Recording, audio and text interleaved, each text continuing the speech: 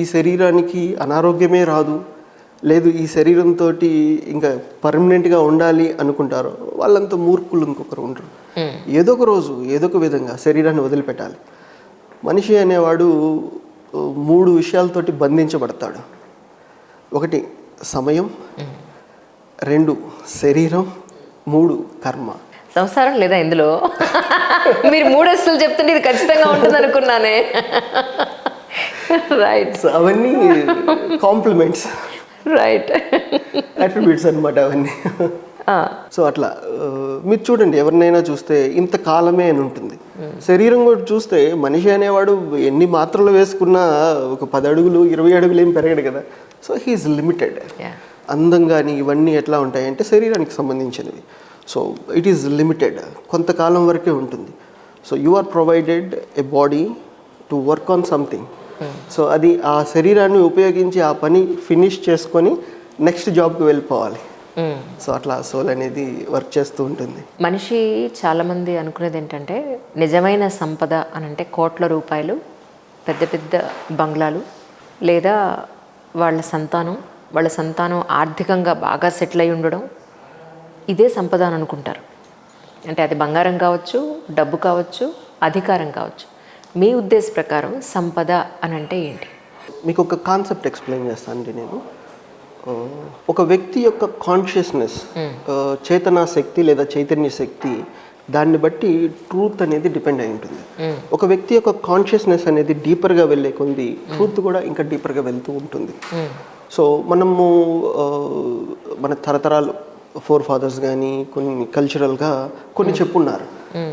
ఎట్లా అంటే తమో గుణం, రజోగుణం, సత్వగుణం ఇలా చెప్పున్నారు. ఇక్కడ ఏంటి అంటే అర్థం చేసుకునే విధానాన్ని బట్టి మనకు అది అర్థం అవుతుంది.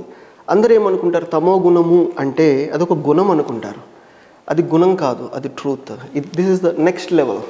సో ఎట్లా ఉంటుంది అంటే తమో గుణం ఉన్నవాడు భౌతికంగా కనిపించే దాన్ని మాత్రమే చూస్తాడు, దాన్ని మాత్రమే నమ్ముతాడు, దానికోసమే పరితపిస్తూ ఉంటాడు. దెన్ సెకండ్ రజోగుణం, దాన్ని దాటి ఒక ఎమోషన్, ఒక ఆనందం, ఒక ఉత్సాహం ఇట్లాంటివి వెతుక్కుంటూ ఉంటాడు. This is second thing. And third వచ్చేసి సత్వగుణంతో ఉన్న వాళ్ళు ఎట్లా ఉంటారు అంటే ఒక వస్తువులో కానీ ఒక పనిలో కానీ వాళ్ళు ఆధ్యాత్మికతని తెలుసుకుంటూ ఉంటారు. దాన్ని వాళ్ళ వ్యూ అంతా కూడా స్పిరిచువల్గా ఉంటుందన్నమాట. It's like this. ఇప్పుడు మనకి గణపతి ఫోటో తీసుకున్నాం అనుకోండి. గణపతి ఫోటో అనేది ఒక రూపం, ఒక ఆర్ట్ అట్లా గీసింది. అది ఎవరికి అంటే తమో గుణంతో ఉన్న వాళ్ళకి. సో తమో ఆ లెవెల్లో ఉన్న వాళ్ళకి. సెకండ్ లెవెల్ ఆఫ్ ట్రూత్ ఏంటి అంటే కొంచెం ముందుకెళ్తే అది రూపం మాత్రమే కాదు, దాంట్లో భగవత్ స్వరూపం ఉంది. సో ఇంకొంచెం ముందుకు వెళ్ళాము అంటే ఆ భగవత్ స్వరూపం ఎక్కడో లేదు, మనలోనే ఉంది. మీరు చూడండి, ఒక మనిషికి తల తీసేసి పైన ఒక ఏనుగు తల, మనిషి తల ఎంత బరువు ఉంటుంది, ఏనుగు తల ఎంత బరువు ఉంటుంది, ఏనుగు తల తెచ్చిపెట్టడం అంటే అట్లా అయిపోతాడు. మన పెద్దవాళ్ళ పెట్టున్నారు అంటే దెర్ ఇస్ సంథింగ్, దాని వెనకాల ఏదో ట్రూత్ ఉంది.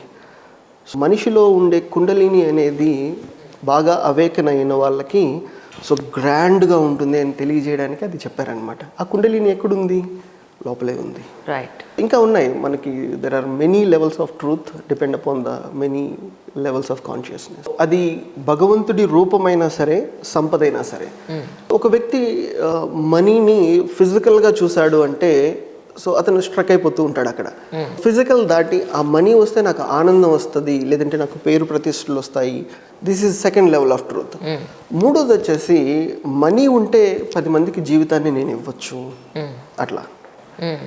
సో మనం చూసేదాన్ని బట్టి ఉంటుంది. సో కొంతమంది ఏమనుకుంటారు, గ్రౌండ్ లెవెల్లో ఉండేవాళ్ళు నేను ఇది వీళ్ళకి ఇవ్వాలి, వాళ్ళకి ఇవ్వాలి, లేదంటే వాళ్ళకి ఇవ్వద్దు ఇట్లా ఆలోచిస్తారు. కానీ హయ్యర్ డిగ్రీకి వెళ్ళే కొంది ఏముంటుంది అంటే ఇట్ ఈస్ యూనివర్సల్. వస్తు ఏమి తీసుకురాలేదు, వెళ్తూ ఏమి తీసుకుపోము అనే విధంగా ఉంటుంది అనమాట. They know the truth. మీ ఉద్దేశ ప్రకారం సోల్ అని అంటే ఏంటి? సోల్ అనేది మనిషిని నడిపించే ఒక సూక్ష్మ రూపంలో ఉండే ఒక కాంతి పదార్థం. ఆ పదార్థం ఏం చేస్తుంది అంటే మనిషికి కావలసినటువంటి శక్తిని ఇస్తూ ఉంటుంది, బలాన్ని ఇస్తూ ఉంటుంది. సో రెజ్యూమినేట్ అవ్వడానికి మనిషి ఆ సోల్ అనేది ఉపయోగపడుతూ ఉంటుంది. సో భౌతిక ప్రపంచంలో మొత్తం తనకు కావాల్సినవన్నీ ఏర్పాటు చేసుకొని తన పనిని ఫినిష్ చేసుకొని వెళ్ళిపోవడానికి ఒక మార్గం. భగవంతుడికి మనిషికి మధ్యలో ఉండేది soul. This is the gateway. Right. So దాన్ని అర్థం చేసుకుని మనిషి తన జీవన విధానాన్ని, థాట్ ప్రాసెస్ని, ఎవ్రీథింగ్ ఫాలో చేయాలి అని అంటే చాలా డెప్త్కి వెళ్ళాలి ప్రతి మనిషి. అంత ఈజీ కాదు. It is a science. మనము ఎట్లా అంటే సిస్టమేటిక్గా నేర్పిస్తాను నేను. So there are classes level 1, 2, 3, 4. So 4కి రావాలి అంటే 3లో పాస్ అయితేనే 4కి అట్లా అన్నాడు. ఇందులో కూడా టెస్ట్లు ఉంటాయండి? టెస్ట్లు ఉంటాయి. అవునా? సో ఇప్పుడు నెక్స్ట్ హైదరాబాద్లో ఉన్నది ఏ క్లాస్ తీసుకుంటారు? ఎవరైనా రావచ్చు దానికి. సో అది ఎవరైనా అటెండ్ అవ్వచ్చు, ఆ ప్రాక్టీస్ ఎవరైనా చేయొచ్చు. లేదు కొంచెం బాగా ఉత్సాహం ఉండి, సో మేము డీపర్గా తెలుసుకోవాలనుకుంటున్నాము, అసలు భగవంతుడు ఏంటి, ఆత్మ ఏంటి, ఇవన్నీ ఏంటి, అసలు ఈ సృష్టి ఏంటి తెలుసుకోవాలి అనుకుంటున్నాము అంటే దానికి డీపర్ ప్రాక్టీస్ కావాలి. సో దానికి సెలెక్టివ్గా చేస్తాను నేను. It's not about the money or something. నాకు టైం ఉందండి నేను చేస్తాను అంటే కాదు. వాళ్ళకి కొంచెం బ్యాక్గ్రౌండ్లో కూడా మనం చెప్పేది అర్థం చేసుకోగలగాలి వాళ్ళు, అప్పుడే మనం చేయగలుగుతాం. ఆ మైండ్ మెచ్యూరిటీ కూడా ఉండాలి. It's like this.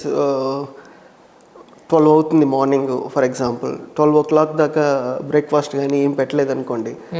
సో వాళ్ళ మైండ్ ఎట్లా ఉండాలి అంటే బ్రేక్ఫాస్ట్ మీద ఉండకూడదు. సో ట్రూత్ తెలుసుకోవాలి అనే దాని మీద ఉండాలి. So I will filter like that.